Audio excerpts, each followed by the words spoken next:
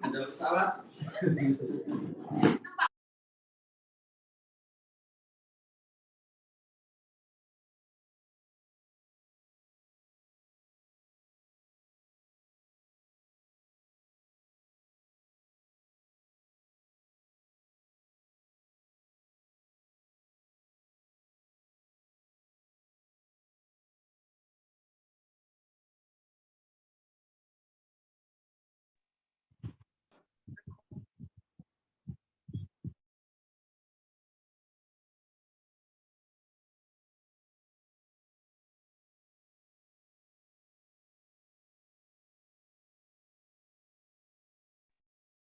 Halo, selamat siang Ibu. Hebat yang sudah bergabung. Ini nanti acaranya saya mulai di jam 1:05 ya.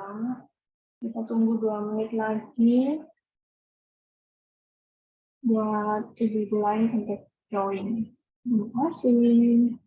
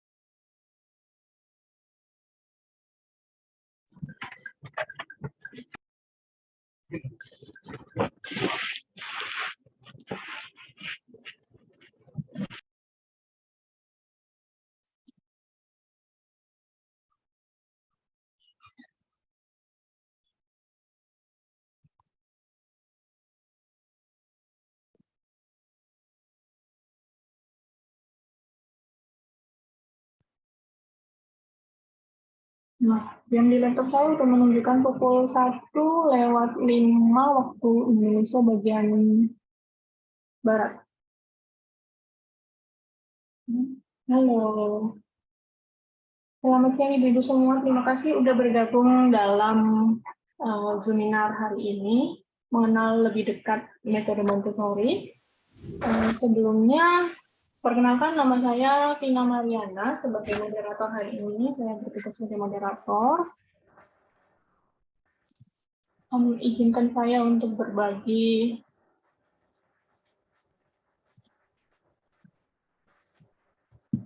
tentang kedua. Bentar ya, saya akan bagikan CV dari kedua pembicara kita.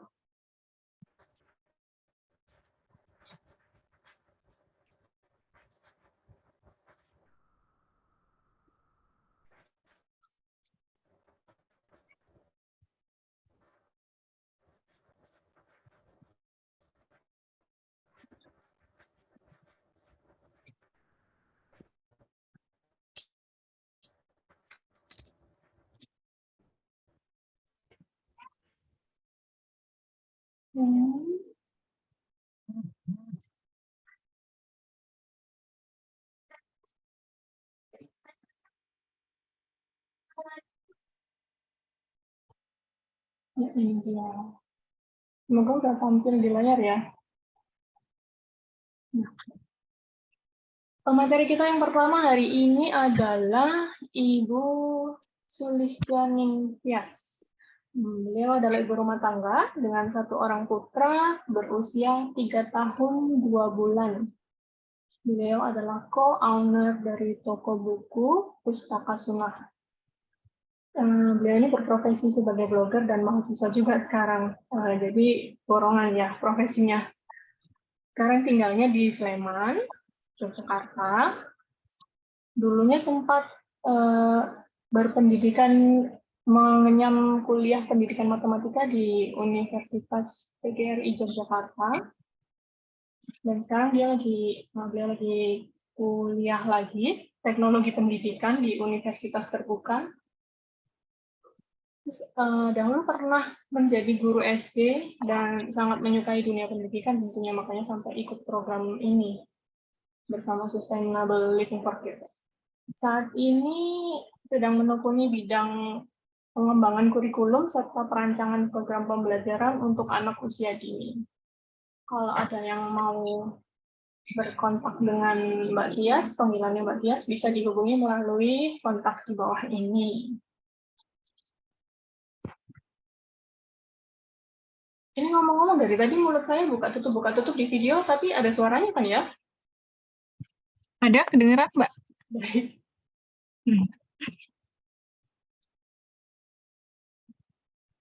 Saya mencatat kontaknya Mbak Tias. Berikutnya ada Mbak Selvi Fitria Anggriani. Saya takut salah baca. Anggriani. Nama panggilannya Mbak Selvi. Beliau sekarang berdomisili di Bekasi, asalnya dari Bukit Tinggi, Sumatera Barat. Sekarang beraktivitas sebagai istri dan ibu dari 2 anak laki-laki soleh dan cerdas. Ya, semua ibu pasti gitu ya anaknya. Yang nomor 1. Riwayat pendidikannya S1 Pendidikan Biologi Universitas Riau. Dulu pernah bekerja jadi guru juga, sebelum akhirnya resign. Nah, Mbak Silvi bisa dikontak melalui email dan IG, silahkan dicatat. Sambil Ibu-Ibu mencatat, saya cek Mbak Tias, apakah sudah siap? Sudah? Oke, materi kita langsung aja ya. Keburu anaknya bangun dari bobo siang. Mbak Tias akan membawakan materi pertama untuk hari ini. Silakan. Baik, terima kasih.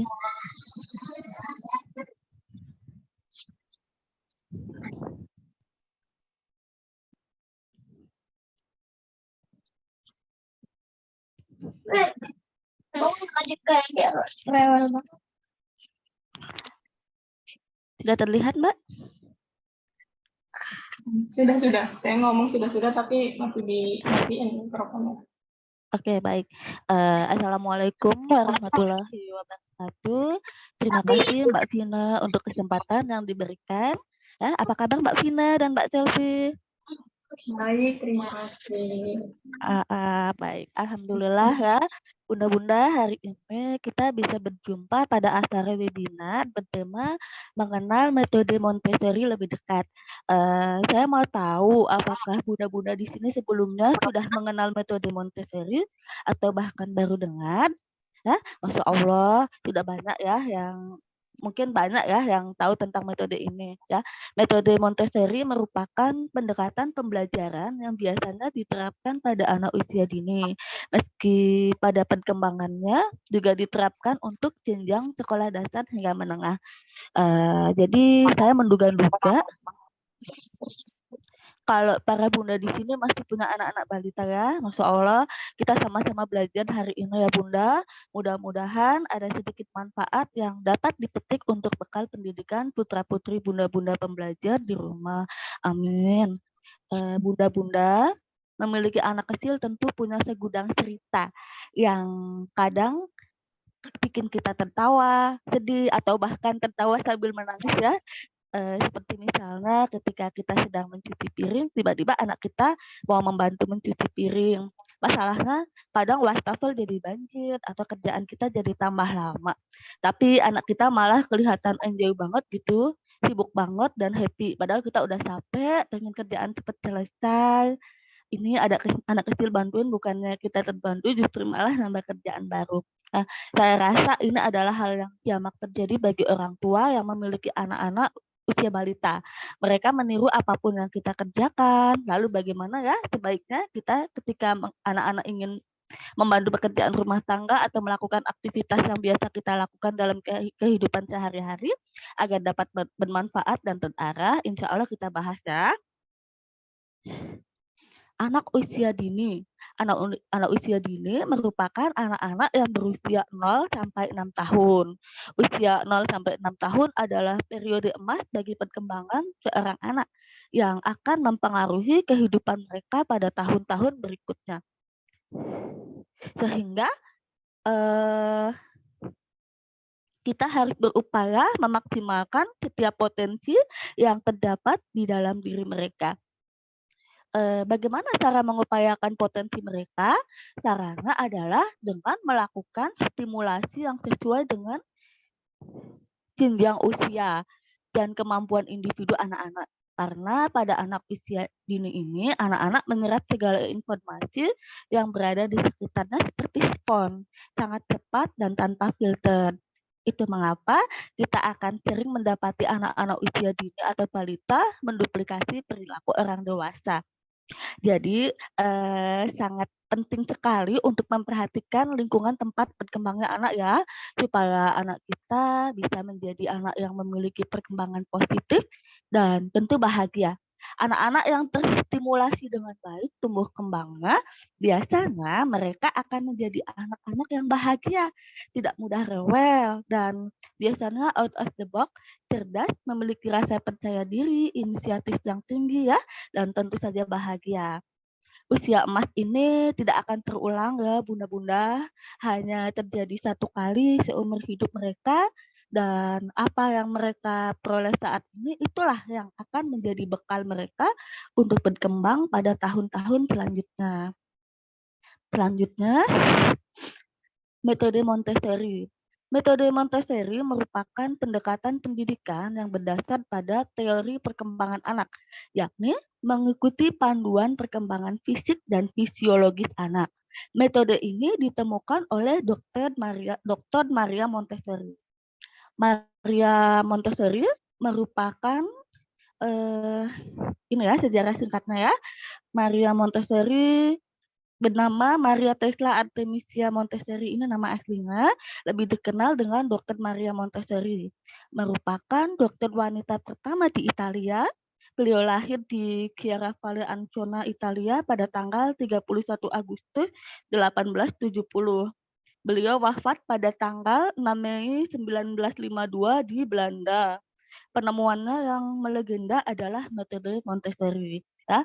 Maria Montessori ini merupakan dokter wanita pertama di Italia. Beliau merupakan pendobrak tradisi sistem pendidikan di Italia. Jadi pada saat itu wanita tidak memiliki hak dan kesempatan pendidikan yang sama untuk belajar karena hambatan budaya ya. Kala itu wanita tidak boleh berkuliah pada jurusan kedokteran karena pada ilmu kedokteran terdapat praktik menggunakan kadaver, dan pada masa itu wanita dilarang untuk terlibat dalam praktik menggunakan mayat laki-laki. Namun pada akhirnya Maria Montessori dapat lulus dari Fakultas Kedokteran dengan hasil yang sangat memuaskan.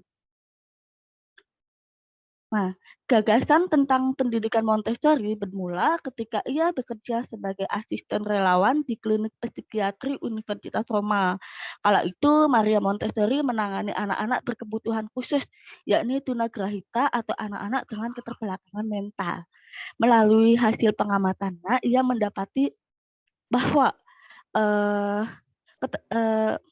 masalah pendidikan, masalah bahwa keterbelakangan mental lebih cenderung pada masalah pendidikan daripada gangguan medis. Nah, setelah sukses menerapkan gagasannya, pada Januari 1907, Maria Montessori mendirikan sebuah tempat bagi anak-anak terlantar yang berusia 3-6 tahun. Tempat tersebut bernama Casa dei Bambini atau Children House.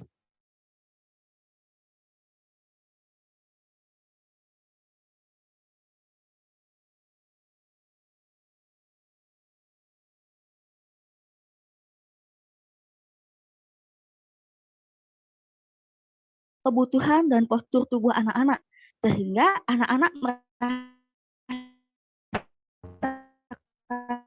suasana nyaman dan hangat yang belajar dan berkembang. Nah, pengalaman inilah yang menjadi tonggak sejarah terbentuknya metode Montessori. Pendidikan tradisional versus perbedaan pendidikan tradisional dengan pendidikan Montessori ya. Pada pendidikan tradisional, guru menjadi satu-satunya sumber belajar. Maksudnya, guru atau orang dewasa maksudnya ya, pembelajaran berpusat pada orang dewasa atau pendekatan dari atas ke bawah. Ini merupakan pendekatan yang menerapkan satu ukuran untuk semuanya. Jadi kalau misalnya hari ini mau belajar huruf A, maka semua siswa akan belajar huruf A. Sedangkan pada pendekatan Montessori, ada hubungan yang dinamis antara anak, orang dewasa, dan lingkungan pendidikan. Anak-anak memegang kendali, didukung oleh orang dewasa dan lingkungan. Jadi ketiganya ini saling berinteraksi dan mempengaruhi.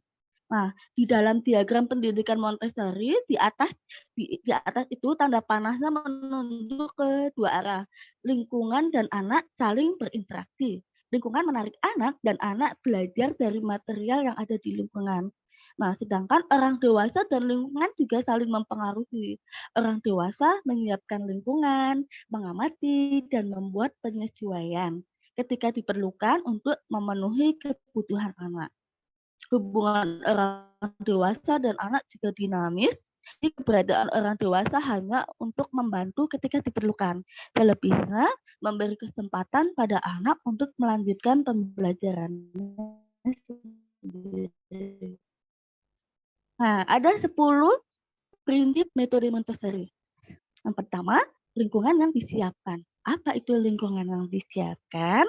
Lingkungan yang disiapkan artinya kita menyiapkan lingkungan yang diatur sedemikian rupa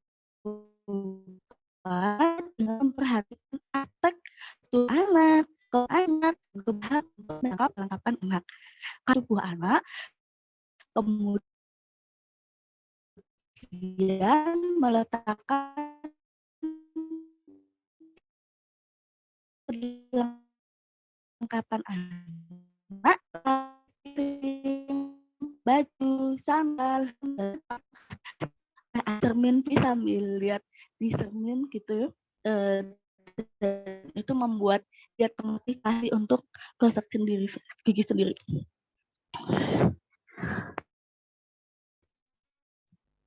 Kemudian yang kedua, keinginan alami untuk anak-anak memiliki dorongan dalam diri untuk belajar.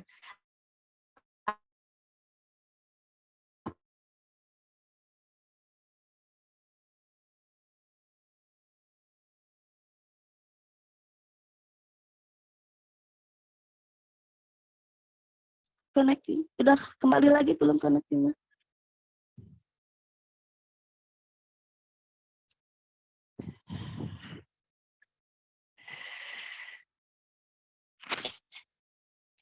Halo?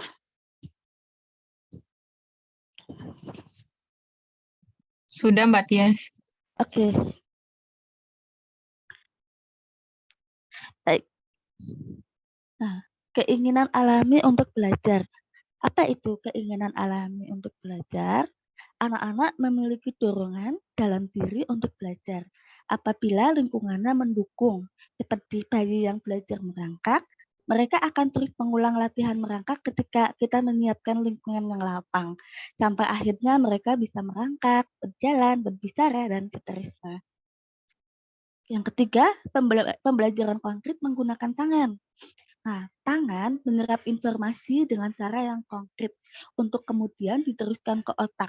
Pengalaman anak belajar menggunakan tangannya membuat pengalaman belajar menjadi lebih aktif. Yang keempat yaitu periode sensitif.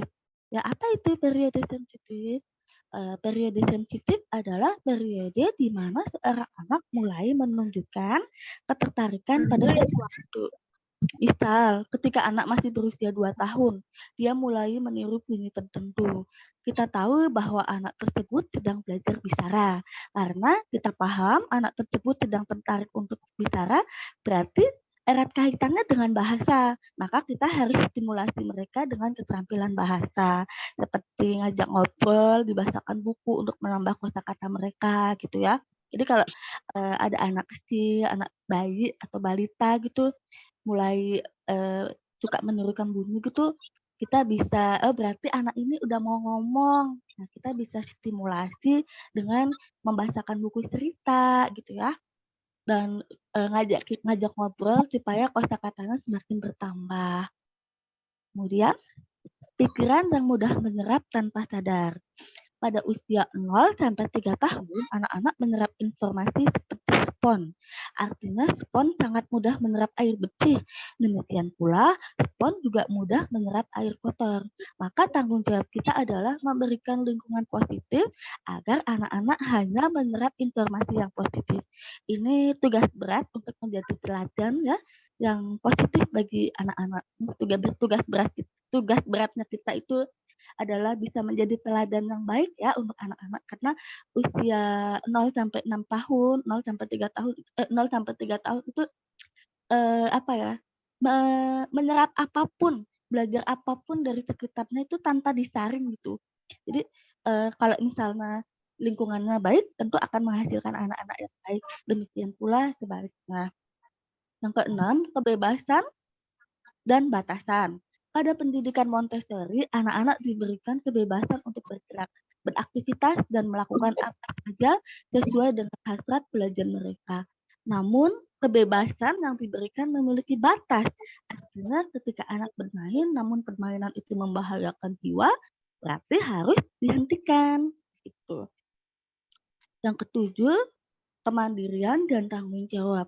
Anak-anak pada usia dini biasanya ingin melakukan segala sesuatunya sendiri. Kita harus memberikan kesempatan itu. Misal anak ingin pakai jaket sendiri, ya udah kita biarkan mereka untuk mencoba. Setelah berhasil, mereka akan puas dengan pekerjaannya, lalu mereka akan berlatih bertanggung jawab. Sudah bisa pakai jaket sendiri, berarti tahu bagaimana cara menyimpan dan merawat jaketnya. Yang kedelapan, perkembangan individu. Setiap anak itu unik. Mereka ajaib dengan caranya masing-masing. Jadi kita tidak bisa menyamakan atau membandingkan anak kita dengan anak orang lain karena mereka benar-benar berbeda gitu ya.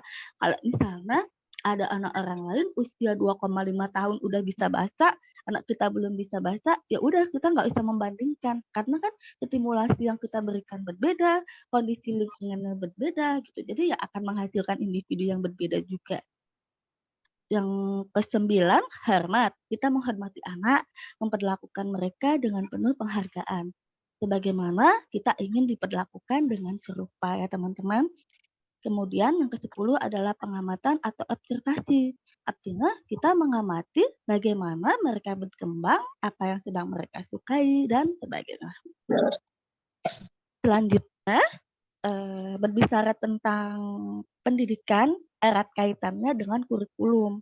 Nah, di dalam Montessori ini terdapat 5 kurikulum ya. Yang pertama adalah keterampilan hidup praktis, yang kedua keterampilan sensorial, yang keempat keterampilan bahasa, ketiga keterampilan bahasa, keterampilan matematika, dan keterampilan ilmu budaya. Jadi keterampilan yang pertama kali kita ajarkan di dalam metode Montessori itu adalah keterampilan hidup praktis. Artinya keterampilan untuk anak-anak berlatih mandiri. Ini adalah kegiatan yang sangat fundamental ya, karena ini sebagai persiapan dasar anak-anak untuk belajar pada jenjang selanjutnya. Apa itu keterampilan hidup praktis? Keterampilan hidup merupakan kecakapan atau kemampuan yang wajib dimiliki oleh individu untuk mandiri dalam melakukan aktivitas sehari-hari. Nah, pada orang dewasa, keterampilan hidup berorientasi pada produk atau hasil. Sedangkan pada anak-anak, keterampilan hidup berorientasi pada proses.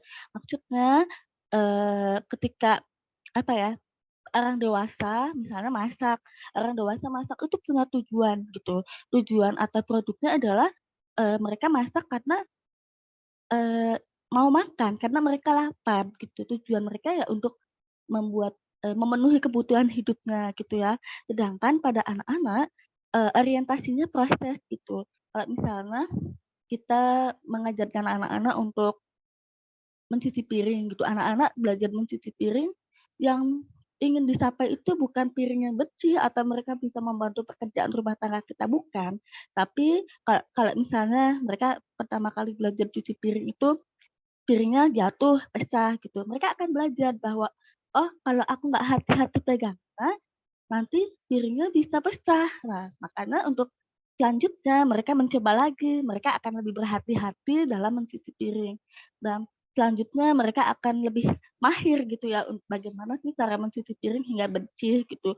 Jadi, hasil adalah bonus dari, ini ya, latihan keterampilan hidup bagi anak-anak. Jadi yang kita lihat itu prosesnya, bukan hasilnya. Kalau anak-anak mau membantu kita mencuci piring, berarti itu sebuah proses yang bagus dong. Kita harus menghargai, jangan, kalau ada misalnya kita punya anak, anak kita lagi cuci piring, terus, eee, anak kita bilang, "Bunda mau bantuin dong, boleh?" Udah kita persilakan saja gitu. Kita nggak usah bilang, "Jangan jangan," gitu, atau kita nggak usah terus mendistraksi pekerjaan dia, bukan seperti itu. Biarkan anak berproses karena mereka sudah melihat bagaimana kita mencuci piring. Nah, mereka itu sedang belajar gitu, menyerap apa yang ada di depan matanya, apa yang selama ini dilihat. Mereka sedang ingin mengaplikasikannya dalam kehidupan mereka. Kalau mereka sudah bisa mencuci piring dengan benar, hati mereka akan puas gitu. Mereka merasa, "Oh, aku bisa." Sehingga mereka ketagihan, itu akan menjadi sandu bagi mereka. Jadi, apa ya, ya mereka akan senang membantu kita. Itu tentu itu akan menjadi bonus kita nantinya. Nah, untuk menerapkan metode Montessori seperti yang saya jelaskan tadi, diawali dengan latihan keterampilan hidup praktis terlebih dahulu sebagai bekal persiapan belajar anak. Setelah anak mahir melakukan aktivitas keterampilan hidup praktis, selanjutnya anak akan dikenalkan dengan area sensorial, bahasa, matematika, dan ilmu budaya. Nanti untuk area sensorial dan matematika akan dijelaskan oleh rekan saya, Mbak Sylvia.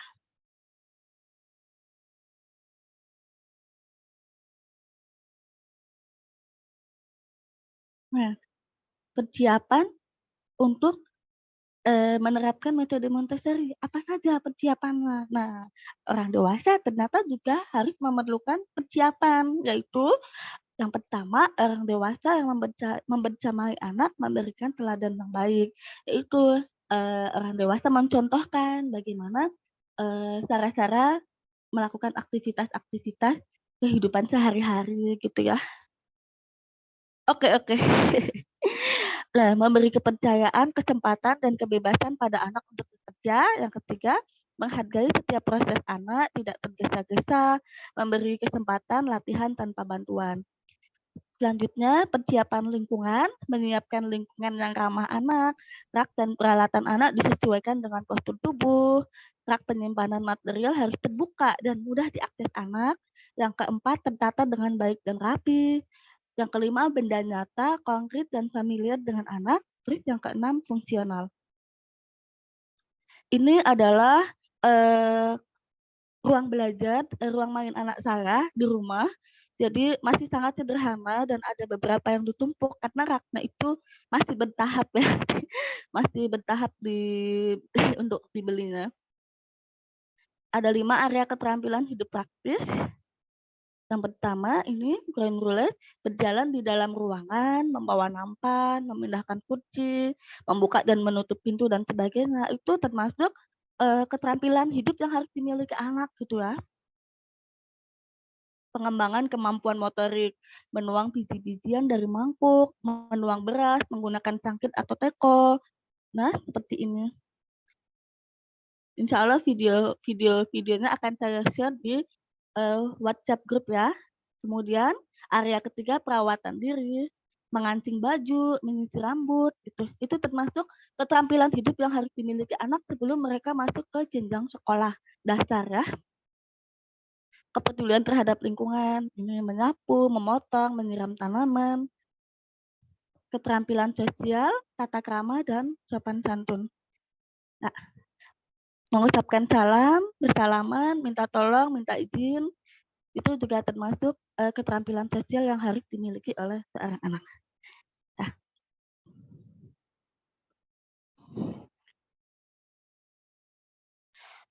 Sudah, saya kembalikan kepada Mbak Vina. Silahkan Mbak Vina.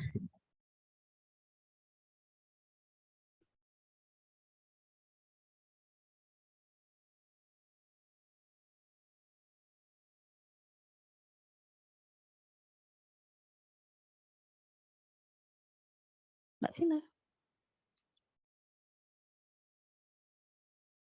Mbak Silvi udah selesai. Sudah. Maaf, anaknya bangun tidur. Itu yang belakang agak ngebut ya, gara-gara saya chat ya. Sebenarnya nggak apa-apa, pelan-pelan aja, masih ada waktunya. Cuma mengingatkan aja. Oke, berikutnya boleh kita lanjutkan ke pemateri 2, Mbak Silvi. Nanti ini yang mau bertanya tentang materi pertama boleh langsung dituliskan di kolom chat. Tapi kita jawab nanti setelah selesai pemaparan materi kedua. Begitu ya. Terima kasih.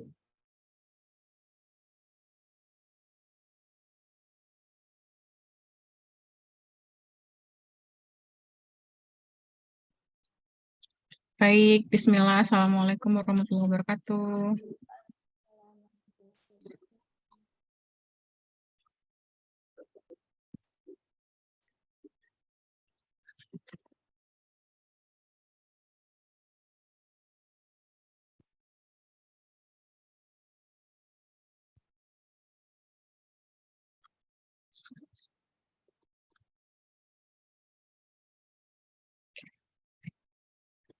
Baik.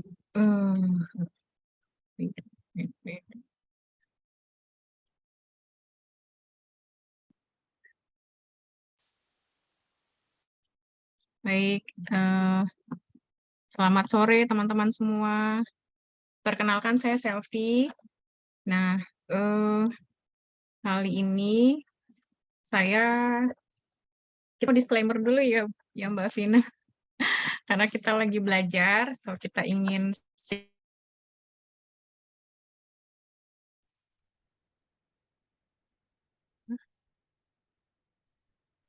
Masa sih slide-nya hilang? Kok hilang? Halo? Kedengeran? Kedengeran, tapi slide show-nya, screen-nya hilang. Oh, apa ya?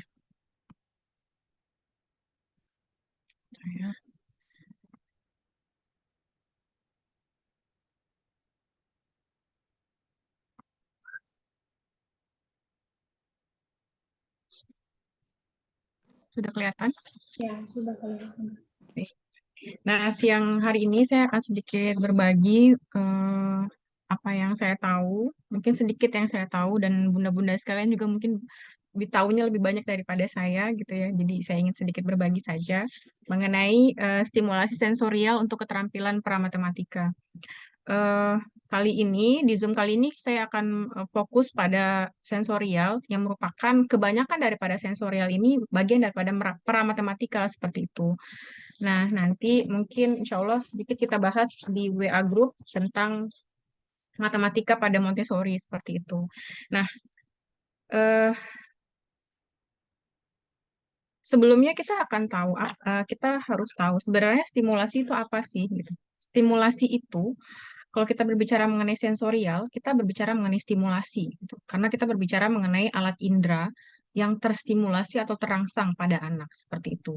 Nah, stimulasi itu adalah kegiatan yang dilakukan untuk merangsang kemampuan dasar anak yang dilakukan oleh lingkungan ya. Dalam hal ini yang terdekat adalah orang tua. Untuk kemudian kita lakukan sesuatu atau kita berikan sesuatu sehingga nanti tumbuh kembangnya seperti yang kita harapkan berkembang secara optimal seperti itu. Itu adalah stimulasi. Dan kenapa kenapa mungkin kalau pada Montessori itu eh, titik tekannya ataupun periode ininya itu adalah 0 sampai 6 tahun. Karena ternyata pada 0 sampai 3 tahun tuh anak-anak lagi ada di mana di masa di mereka mengalami periode emas atau golden age kayak gitu. Seperti dikatakan Mbak Tias tadi ya, mereka lagi menyerap apapun gitu. Makanya kalau misalnya kita eh, makannya berdiri, maka anak-anak pun akan makannya berdiri seperti itu. Atau kita makannya duduk, maka mereka akan makannya duduk seperti itu. Jadi mereka menyerap apapun tanpa filter seperti itu. Ya bola bulat, yang mereka lihatnya adalah kalau bola, mereka taunya itu adalah lingkaran seperti itu. Seperti lingkaran begitu. Jadi benar-benar apa adanya mereka serap seperti itu. Karena tadi mereka lagi berada di masa mereka golden age atau usia-usia emas. Nah, disinilah sebenarnya usia inilah kalau secara anatominya otak manusia pun lagi berkembang pesatnya tuh di usia segini gitu. Makanya pada usia 0 sampai 3 tahun tuh sebaiknya anak-anak kalau orang-orang para psikolog mengatakan sebaiknya di situ adalah usia di mana kita stimulus dengan hal-hal baik gitu. Dengan hal-hal yang kita mampu dan yang bisa kita lakukan pada anak. Gitu. Karena memang otak anak itu lagi berkembang sangat pesatnya di usia 0 sampai 3 tahun. Nanti apakah kemudian yang lainnya tidak berkembang tuh tidak gitu. Tapi pesatnya perkembangan anak itu, otak anak itu di usia 0 sampai 3 tahun gitu. Makanya perlu kita berikan stimulus-stimulus pada anak supaya nanti yang kita harapkan adalah tentu kita berharap anak kita dalam hal ini gitu ya berkembang optimal seperti itu.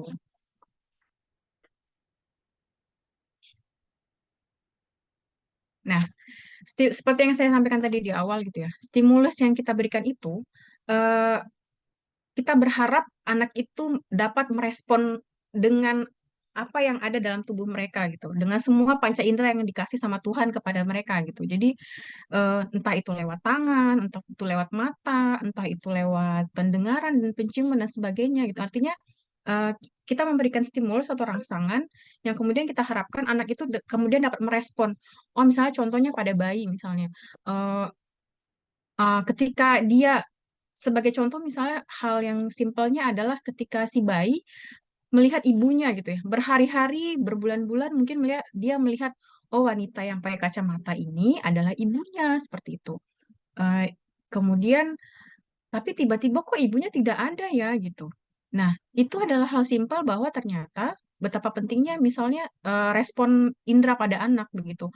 Oh, ternyata wanita ini mana ya gitu. Wanita ini tidak ada. Kemudian respon yang diberikan adalah karena dia merasa tidak aman, dia menangis seperti itu.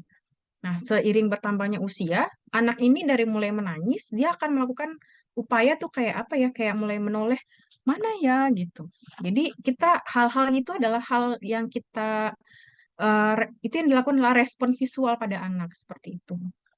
Kemudian sehingga ketika kita berharap sebagai orang tua ketika kita memberikan stimulus pada semua eh, alat indera anak seperti itu, dampaknya ke depannya yang akan kita harapkan adalah tentu anak kita berkembang baik dari hal kecerdasan emosionalnya, seperti Mbak Tias sampaikan di awal tadi, ketika misalnya prinsip dasar Montessori itu kan adalah ketertiban dan keteraturan seperti itu ya. Jadi ketika misalnya di IPL pada bagian awal di IPL itu anak-anak belajar mengenai berjalan pelan-pelan di garis seperti itu. Itu adalah salah satu kiat yang dilakukan supaya anak itu belajar jalan pelan-pelan dan tenang seperti itu.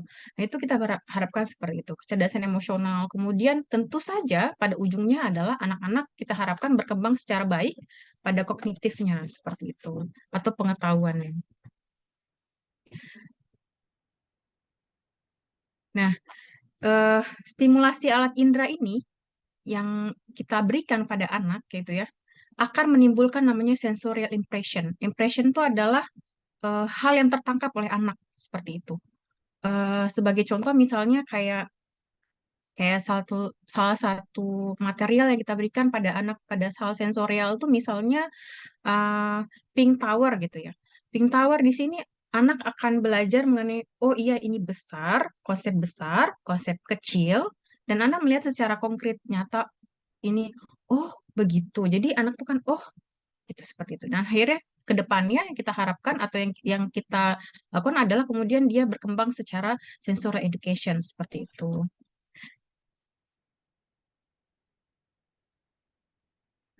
Nah, kemudian di sisi saya sampaikan tadi bahwa disinilah orang tua perlu merangsang itu atau memberikan stimulus itu karena memang anak-anak kan dia ibarat kayak orang bilang kertas kosong gitu ya.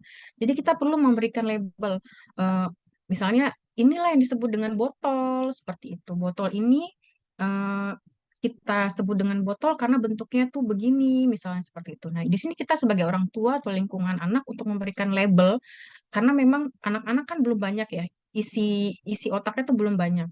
Nah, di sini peran kita eh, dalam hal menstimulus pada anak karena kita memberikan label ataupun nama ataupun informasi secara detail sehingga nanti ketika dia harus lanjut ke usia-usia yang selanjutnya dia sudah banyak ibaratnya kayak otaknya udah boleh banyak isinya gitu.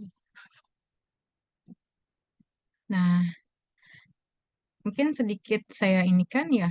Nah, seperti Mbak Tias bahas tadi, ini mungkin nggak banyak yang kita bahas karena sudah banyak dibahas sama Mbak Tias. Seperti di ada IPL, metode Montessori yang diberi yang dirancang oleh Ibu Dokter Mariana Montessori keren ya. Kalau saya pikir beliau adalah seorang dokter yang mengambil apa namanya hmm,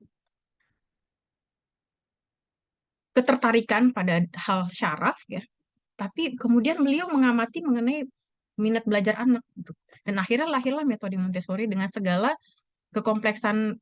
Kalau Montessori itu kan prinsipnya dari hal simple atau sederhana sampai yang agak kompleks. Nah, yang kita itu yang akan dipelajari atau dilihat oleh anak-anak seperti itu. Nah, khususnya pada kali ini nih saya akan membahas mengenai sensorial, berarti kita berbicara mengenai alat indera, kita berbicara mengenai apa yang terlihat oleh anak ternyata gitu. Nah, pada area sensorial ini, kebetulan saya memakai apa kategori yang ada di ini saya ya, maksudnya kita saat ini lagi lagi di bawah program mentoring dari Bunda Ina. Hal ini Sustainable for Living for Kids.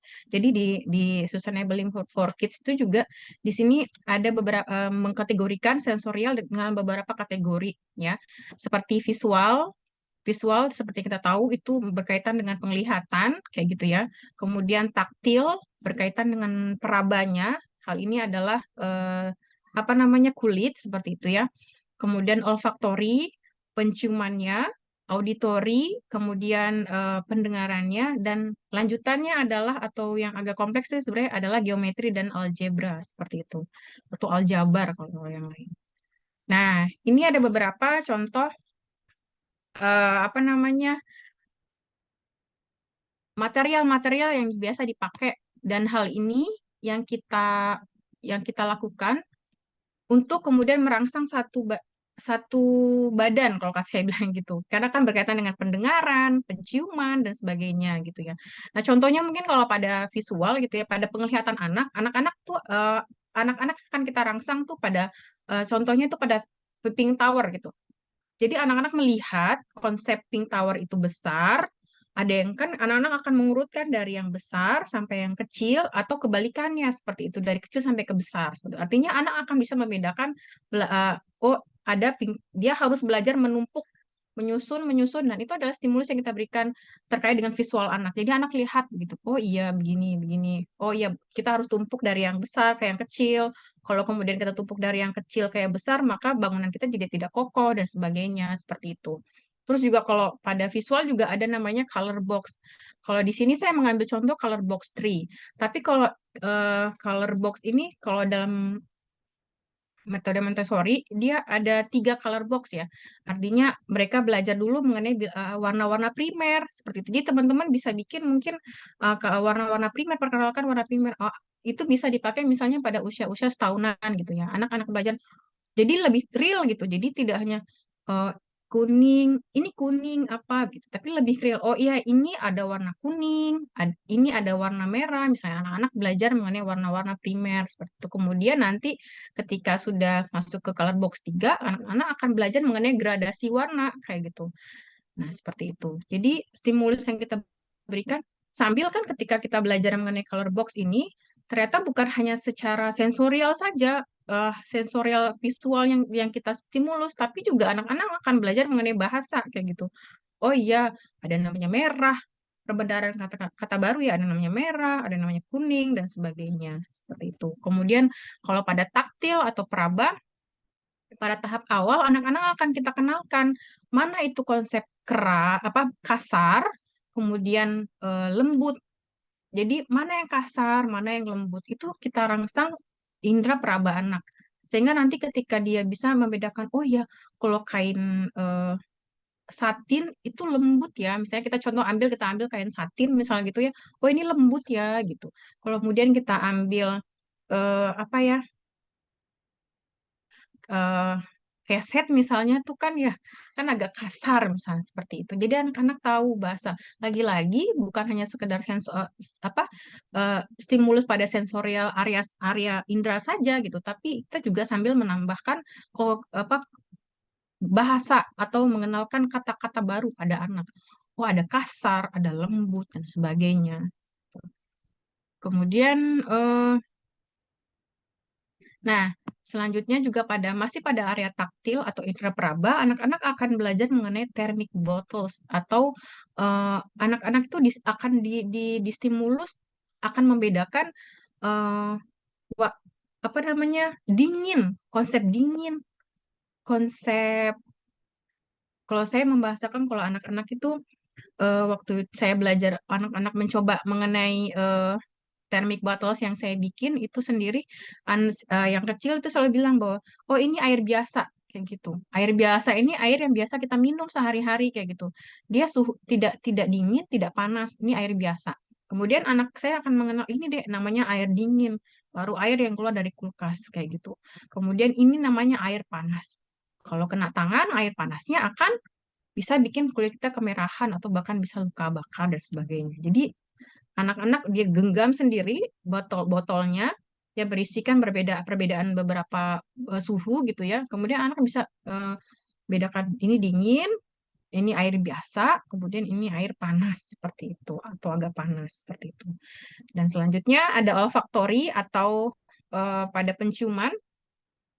Nah, jadi saya senangnya juga di metode Montessori ini anak-anak tuh karena bukan hanya satu saja yang dirangsang itu, tapi semuanya satu badan yang dirangsang gitu, hampir satu badan gitu ya. Jadi merangsang sensitivitas penciuman anak gitu. Jadi ketika kan ada tuh ya kadang saya ketemu dengan orang yang saya bilang bau nggak? Enggak bau gitu. Padahal di hidung saya itu udah cukup bau misalnya kayak begitu. Atau di hidung teman saya itu udah cukup bau, tapi saya nggak merasa bau kayak gitu. Saya nggak ada bau kayak gitu dan sebagainya. Jadi mungkin atau saya misalnya, oh ini kayaknya bau ini deh.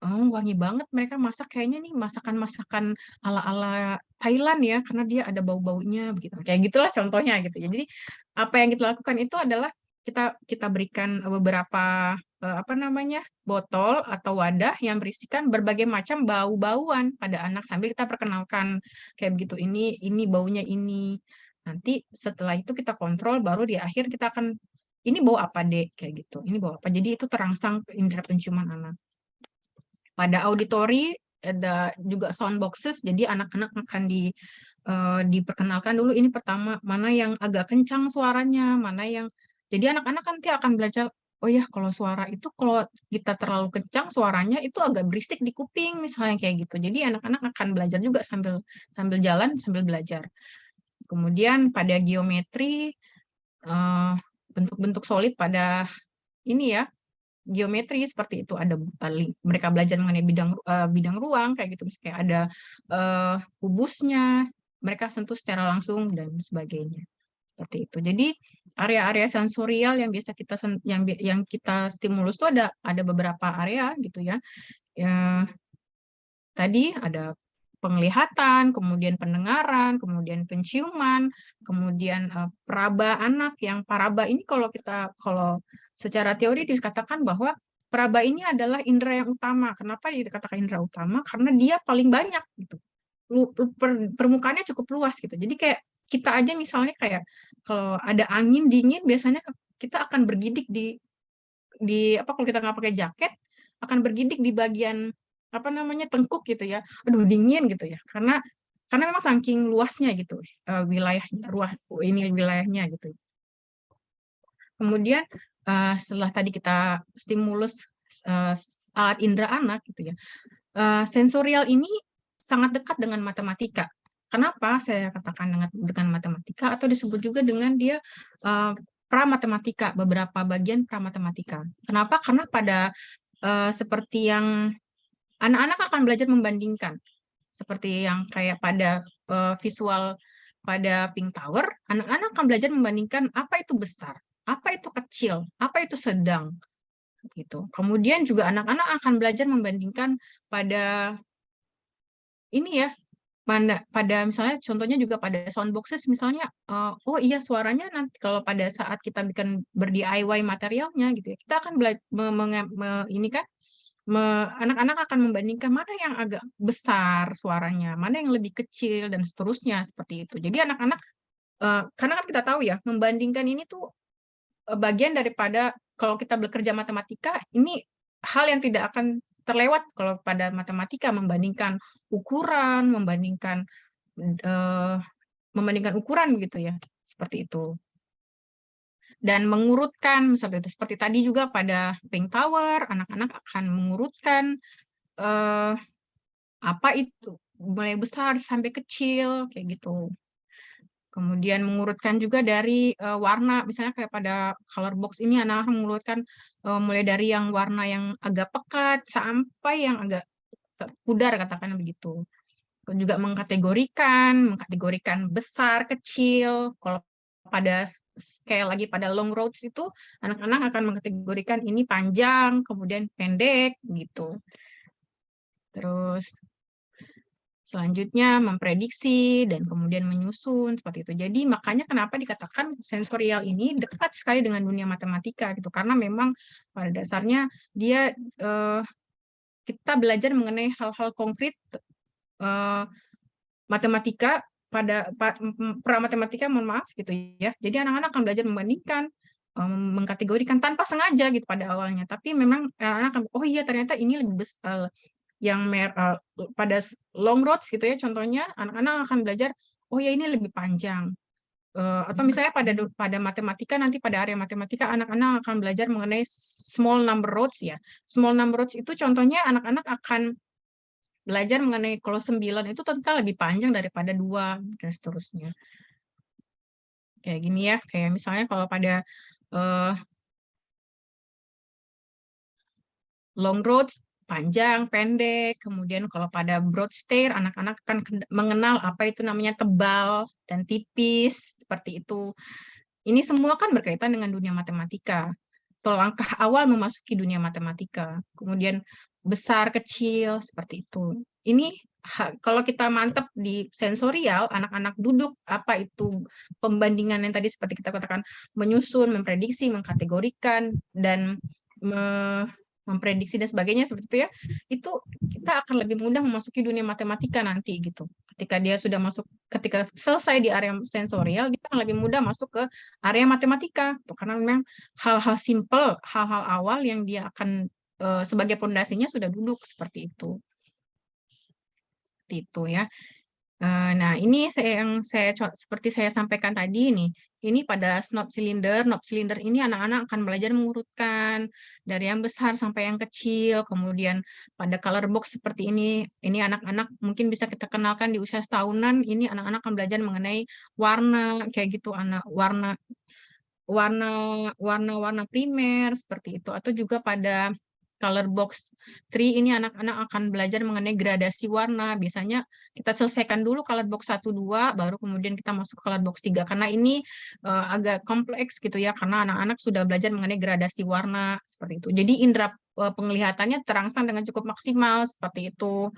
Kemudian kayak seperti saya sampaikan tadi ada namanya broad stairs. Broad stairs ini anak-anak akan belajar mengenai tebal, tipis, konsep tebal itu bagaimana, tipis itu bagaimana. Sehingga ketika sudah selesai di sensorial, dia akan lebih mudah lanjut ke area matematika. Seperti itu.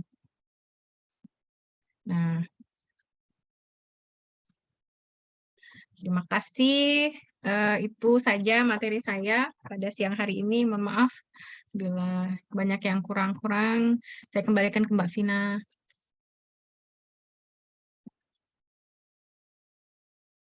Terima kasih.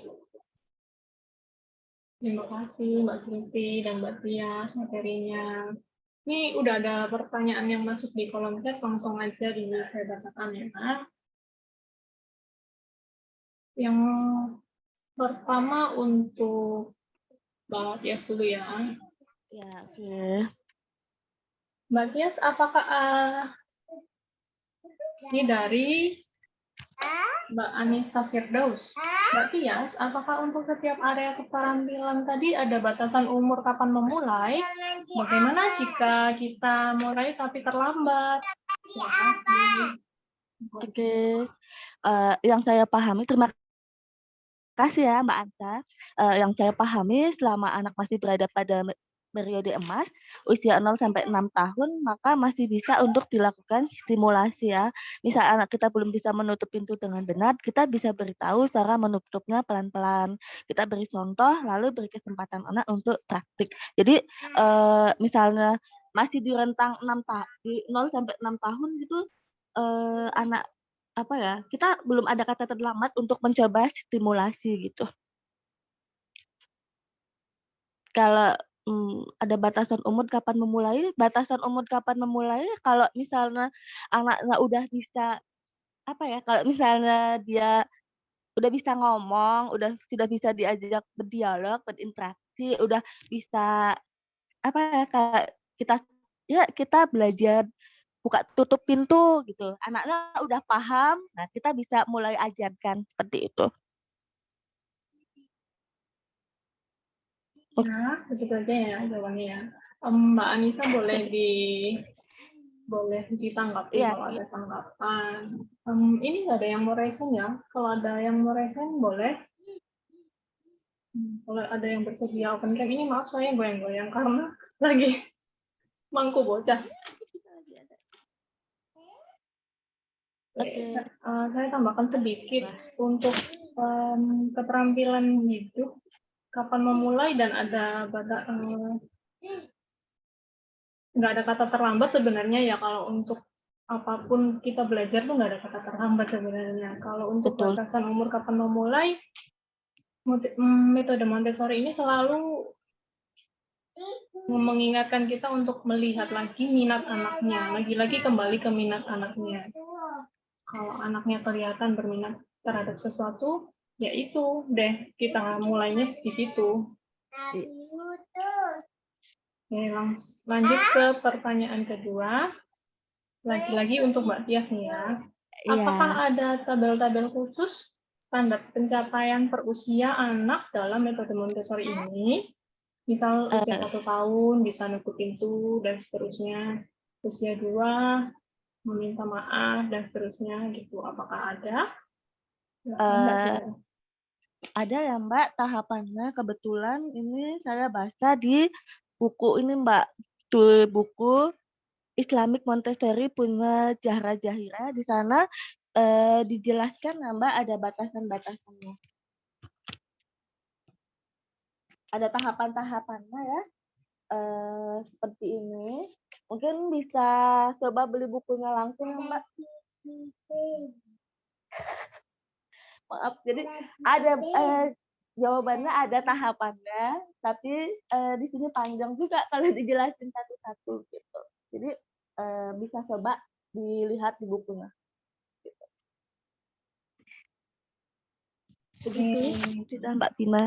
terima kasih jawabannya. Kalau menurut saya nih ya, menurut saya pribadi, untuk standar pencapaian anak-anak itu nggak bisa standarkin Mbak, karena tiap anak berbeda. Tapi kalau seperti kata Mbak Tia tadi benar, ada tahap-tahapannya.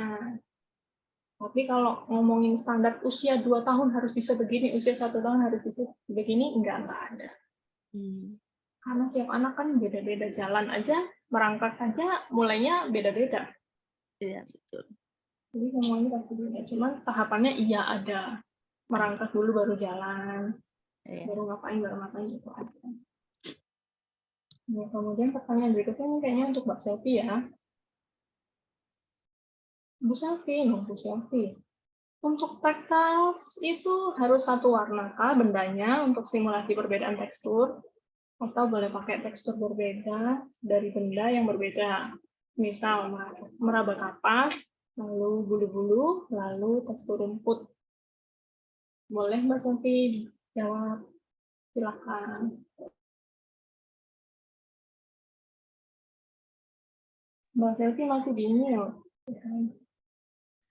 Kalau sepengetahuan saya, terima kasih Umu Kasya. Nah, kalau sepengetahuan saya, kalau terkait dengan hal aparatus atau material pada metode Montessori, memang anak-anak akan dikenalkan mengenai tahapannya ada ya. Jadi anak-anak akan belajar yang kasar, kasar lembut itu satu warna. Kalau pada metode Montessori seperti itu. Tapi jadi anak-anak akan belajar mengenai kasar, halus gitu ya.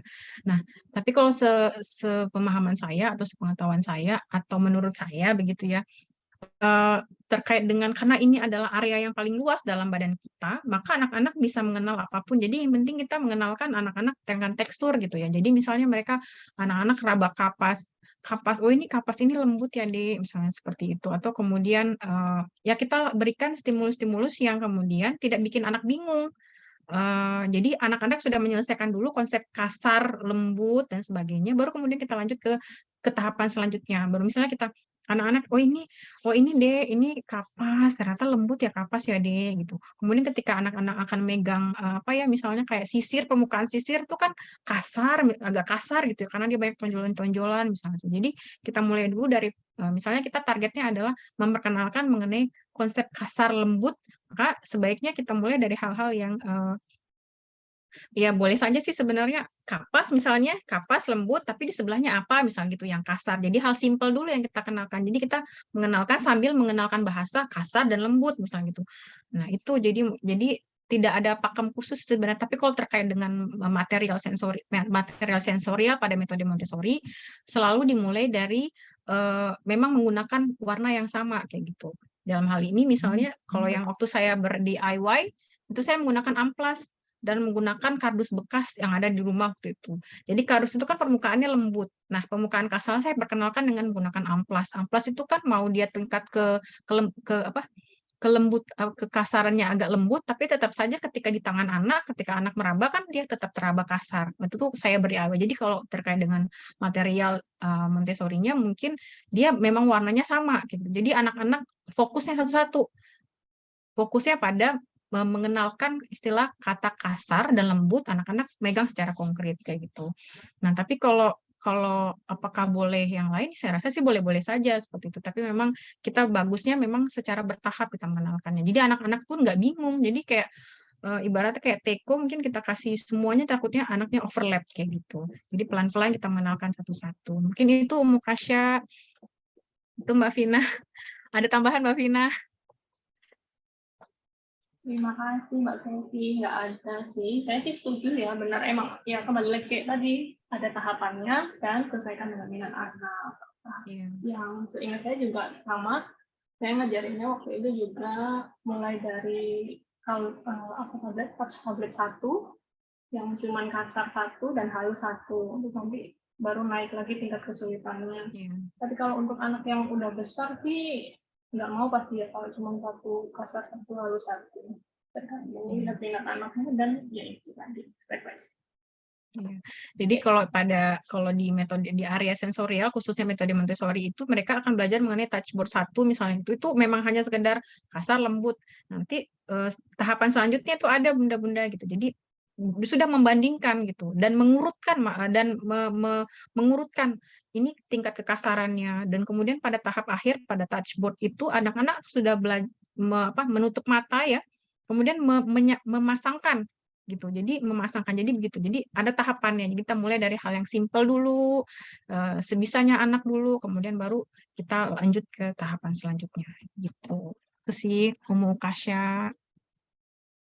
Boleh saya dulu mengenalkan anak kapas, kemudian langsung ke rumput biar nggak jijian gitu ya kalau kata orang. Iya, sama, benar boleh gitu ya. Kalau misalnya pengen tahu lebih lanjut untuk tahap-tahapannya itu bisa join di WA grup kita kan mulai Ya, besok betul. sampai tanggal 20 ada mentoring ya dan itu akan materinya lebih detail lagi sebenarnya. Kalau misalnya ibu-ibu masih penasaran boleh join ke WA grup. WA grup link WA grupnya mungkin bisa dikopikan ke chat. Sambil saya bacakan satu pertanyaan lagi ya. Ini tadi Mbak Anissa udah tanya ke Mbak Tias juga, dan Mbak Selvi dapat kebagian juga. Untuk stimulasi itu apakah harus menggunakan aparatus Montessori atau bisa dengan barang-barang di lingkungan sekitar? Terima kasih. Silakan Mbak Selvi. Kalau untuk namanya stimulasi sebenarnya kita kan mulai dari awal ya. Kayak anak-anak tuh pada IPL atau pada IPL begitu ya. Anak-anak tuh sebenarnya mengenalkan dari hal yang ada di dapur kita kalau cenderung ya. Kalau saya dulu malah pakai mangkok, kayak misalnya anak-anak belajar menuangkan air gitu ya. Itu kan pakai teko yang ada di rumah kita gitu. Jadi memang kalau untuk khusus pada area IPL sebenarnya nggak ribet. Memang apa yang ada di rumah kita misalnya kayak gitu. Kayak mereka berjalan titian itu mereka berjalan di karpet, saya di karpet di rumah. Kemudian mereka berjalan pakai ini. Jadi kalau untuk pada IPL memang sesuai dengan yang ada di rumah kita gitu.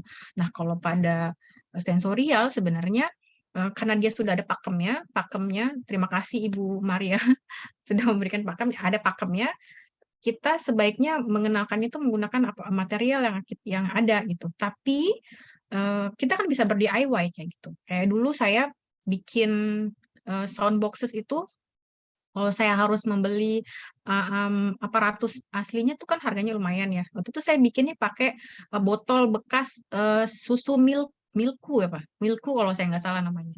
Nah itu eh, saya bersihkan, kemudian saya taruh itu batu-batu dengan tingkat kebisingan yang berbeda-beda. Nah itu jadi eh, bisa saja sebenarnya kalau kita ber-DIY kayak saya juga waktu bikin kayak seperti saya katakan tadi kayak saya bikin touch tablet gitu ya saya bikinnya pakai kardus bekas kebetulan banyak stok kardus bekas di rumah gitu ya saya bikin pakai kardus bekas atau ketika saya memulai area matematika kemarin saya juga banyak menggunakan kardus bekas jadi apa yang ada di sekitar rumah saya nggak mau terlalu ribet juga mikirnya gitu selagi ini memang rasanya tahan lama bahannya karena kan saya ingin memakai membuat aparatus ini itu pengennya dipakainya lama kayak gitu ya.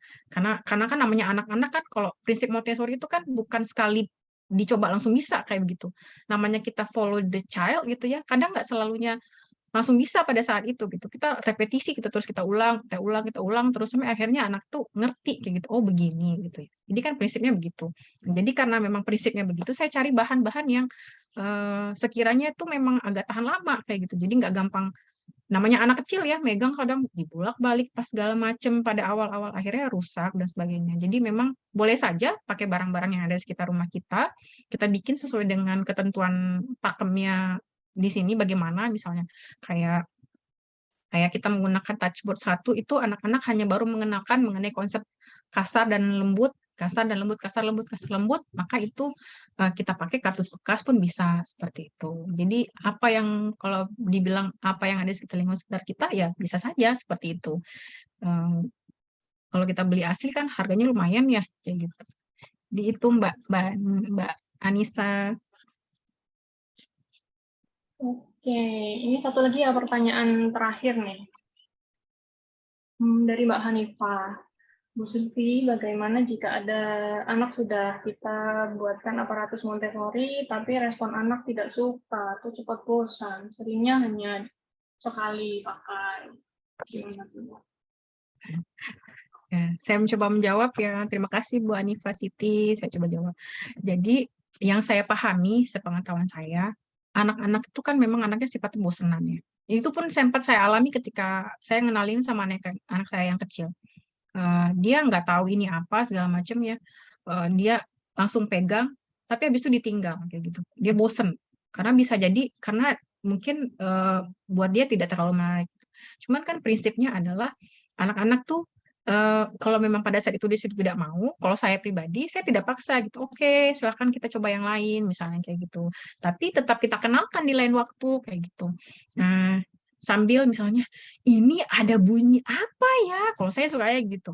Ini ada bunyi apa nih? Tok tok tok tok tok tok tok. Ini keras. Ih, kok suaranya keras ya gitu. Tuk, tuk, tuk, tuk. Lebih pelan ya suaranya kayak gitu. Dek, ayo Dek, mana yang lebih besar? Saya memang orangnya cukup ekspresif ya kalau ini. Jadi saya memang, oh iya gitu. Ini keras deh. Aduh, telinga Bunda sakit loh dengerin keras-keras. Ini agak lembut ya, Dek. Dengar agak pelan gitu suaranya ya, Dek. Terus dia nyobain, akhirnya dia nyobain sendiri karena saya begitu ya. Dia, "Hah? Apa itu? Oh, apa itu ya?" gitu. Akhirnya dia nyobain tek tek tek tek tek dia ini. Tapi itu tidak sekali berhasil, Bunda gitu. Itu sudah beberapa kali saya coba baru kemudian saya putar otak, wah, nggak bisa dia nggak mau nih kenapa ya gitu. Akhirnya oh ya udah gitu deh. Akhirnya dia oh iya ya. Oh iya ini keras sekali bunyinya di kuping Ade gitu. Kayak gitu. Jadi jangan putar semangat, Bu Anifa Siti. Sekali coba nggak berhasil, cooling down dulu, taruh ke samping dulu, coba yang lain dulu. Namanya prinsip follow the child itu kan kalau kita paksakan nanti malah anaknya nggak mau gitu. Nanti ke depannya kita cobain lagi kayak gitu. Itu mungkin Bu Anifa Siti.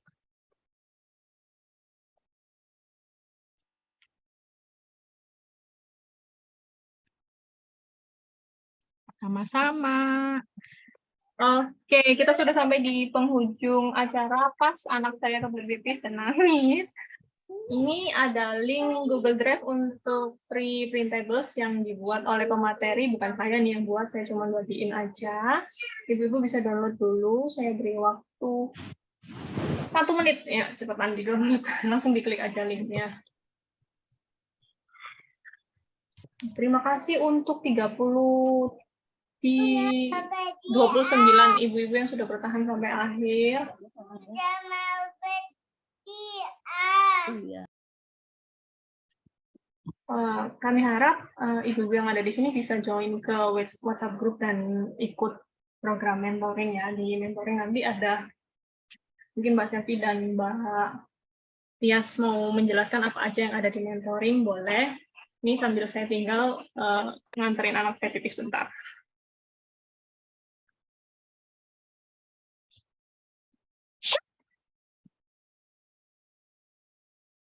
Ya, mungkin saya coba sedikit kalau di grup nanti teman-teman bisa pertama nanti akan dapat materi dari kita, kemudian setelah itu teman-teman bisa dapat nanti kita akan ada challenge tantangan teman-teman gitu ya. Karena kan kalau orang bilang tuh istilahnya tuh ilmu, tapi kalau tidak kita cobain tuh kadang suka bisa hilang gitu. Nyangkutnya cuma dikit dan jadi ketika kita berikan ada nanti sedikit sharing ilmu dari mungkin dari Mbak Tias dan saya seperti itu, nanti kita akan cobakan atau ada challenge-nya. Kalau ada challenge berarti ada apa Mbak Tias? Ada hadiah. Ada hadiahnya insya Allah yang sudah dipersiapkan untuk para nanti pada para pemenang-pemenang challenge yang akan kita berikan. Penasaran? Silahkan join di WhatsApp grupnya. Gitu. Pak Sulfi sebentar ya, anakku sudah mulai tantrum. Ya mungkin itu. Ya. Saya bantuin Mbak Vina ya. Jadi ya Bu Hanifa semangat terus mendampingi anak-anak karena kalau bukan kita sebagai ibunya siapa lagi kalau menurut saya gitu ya. Kalau kita harus semangat seperti itu. Sama-sama Ibu. Pretable-nya mainnya gimana, Kak? Eh, Kalau punya saya yang mungkin teman-teman itu nanti akan mainkannya di area matematika ya, punya yang small number roads itu ada di small number roads, akan mainkannya itu di area matematika. Mungkin teman-teman nanti bisa lanjutannya kita bisa bahas di grup, di WhatsApp grup, atau kemudian teman-teman bisa googling apa itu small number roads.